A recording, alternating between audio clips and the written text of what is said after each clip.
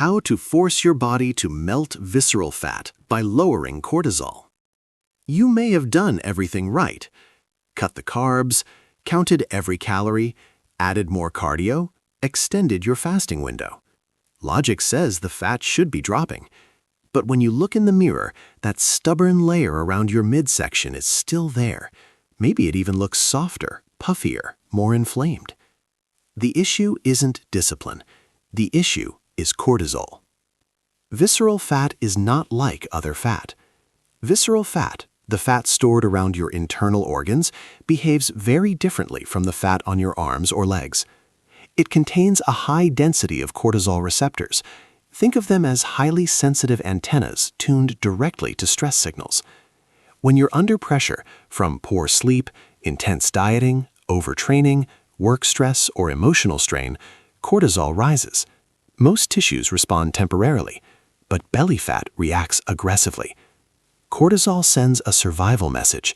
We are under threat. Preserve energy. And the body listens. The survival loop. When cortisol remains elevated, the body shifts into preservation mode. It assumes famine, danger, or instability. In that state, burning stored fuel is the last thing it wants to do. But cortisol doesn't just influence fat tissue, it also acts on the liver. When cortisol rises, the liver begins producing glucose through a process called gluconeogenesis, creating new sugar from amino acids and muscle tissue. This means you can be fasting and still experience a rise in blood sugar. When blood sugar rises, insulin follows, and insulin is the master switch that shuts off fat burning. So now you have high cortisol and high insulin at the same time, the perfect hormonal environment for visceral fat to remain locked in place. The 3 traps that keep cortisol elevated. 1. Chronic moderate cardio. Running 45-60 minutes daily sounds healthy, but biologically, your body may interpret it as prolonged migration without food. Cortisol rises to keep you moving. If this becomes a daily pattern without proper recovery, cortisol never fully drops. Cortisol breaks down muscle for fuel. Less muscle means a slower metabolic rate, and elevated cortisol directs fat storage toward the abdomen. You may lose weight on the scale, but you become softer, weaker, and metabolically slower. 2.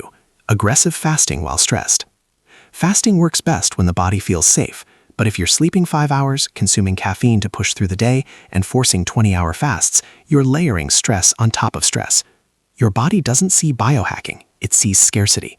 The thyroid downregulates, energy drops, hands and feet feel cold, and visceral fat becomes the emergency reserve your body refuses to release. 3. Waking up at 2-3 a.m. This may be the biggest clue. At night, blood sugar naturally falls. The brain depends on stable glucose supplied by liver glycogen. If glycogen stores are low or stress is high, blood sugar drops too quickly. The brain senses danger.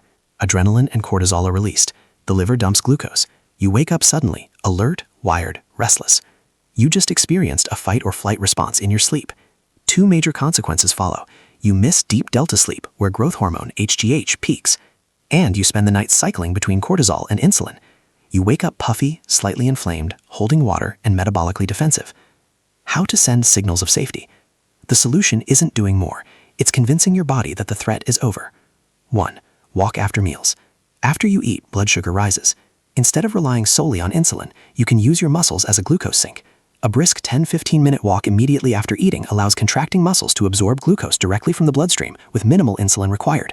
This stabilizes blood sugar, reduces insulin spikes, lowers fat storage signals.